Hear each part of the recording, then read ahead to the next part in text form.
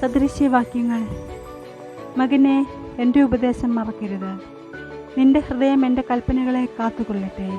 അവ ദീർഘായുസ്സും ജീവകാലവും സമാധാനവും നിനക്ക് വർദ്ധിപ്പിച്ചു തരും. ദയയും വിശ്വസ്തതയും നിന്നെ വിട്ടുപോകരുത്. പ്രിയമുള്ളവരെ, തൻ്റെ കൽപ്പനകളെ ഓർക്കാൻ സോളമൻ മകനെ പ്രോത്സാഹിപ്പിക്കുന്നു. മകൻ വാക്കുകൾ ഓർക്കണം, എന്നാൽ ആഴത്തിലുള്ള അനുഭവം അവൻ ലക്ഷ്യമാക്കണം. ജ്ഞാനം അവൻ്റെ ഹൃദയത്തിൽ പ്രവേശിക്കണം. ജ്ഞാനം അവൻ്റെ ചിന്തകളെ നയിക്കണം. ജ്ഞാനം അവൻ്റെ വികാരങ്ങളെയും ആഗ്രഹങ്ങളെയും നിയന്ത്രിക്കണം. പുത്രന് ജ്ഞാനത്തിൽ നിന്ന് പ്രയോജനം ലഭിക്കും. സോളമൻ ആരോഗ്യത്തെയും സമ്പത്തിനെയും പരാമർശിക്കുന്നു. ജ്ഞാനം ആരോഗ്യം നൽകുന്നു, കാരണം ജ്ഞാനം സുരക്ഷിതമായ പ്രവർത്തനങ്ങളെ പഠിപ്പിക്കുന്നു. ജ്ഞാനിയായ ഒരാൾ നല്ല ഭക്ഷണം കഴിക്കുകയും ശരീരത്തെ പരിപാലിക്കുകയും ചെയ്യുന്നു. ജ്ഞാനം സമ്പത്ത് കൊണ്ടുവരുന്നു, കാരണം ജ്ഞാനി ശ്രദ്ധാലുവാണ്.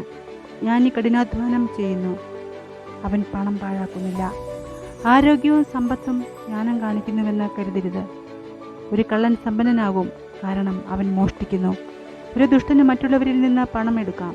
ചിലപ്പോൾ ദൈവം ഒരു വ്യക്തിക്ക് ആരോഗ്യവും സമ്പത്തും നൽകുന്നു, പക്ഷേ എല്ലായ്പ്പോഴും അല്ല.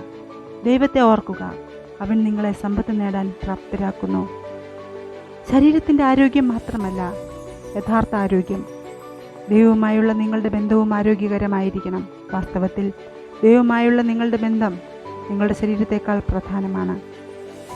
സോളമൻ വളരെ സമ്പന്നനായിരുന്നു, എന്നാൽ യഥാർത്ഥ സമ്പത്ത് പണമല്ലെന്ന് അവൻ അറിയാമായിരുന്നു. ആവർത്തന പുസ്തകം 8-ാം അധ്യായം. നിന്റെ ദൈവമായ യഹോവയെ നീ ഓർക്കണം. നിന്റെ പിതാക്കന്മാരോട് സത്യം ചെയ്ത തൻ്റെ നിയമം ഇന്നുള്ളതുപോലെ ഉറപ്പിക്കേണ്ടതിന് അവനല്ലോ നിനക്ക് സമ്പത്തുണ്ടാക്കാൻ ശക്തി തരുന്നത്.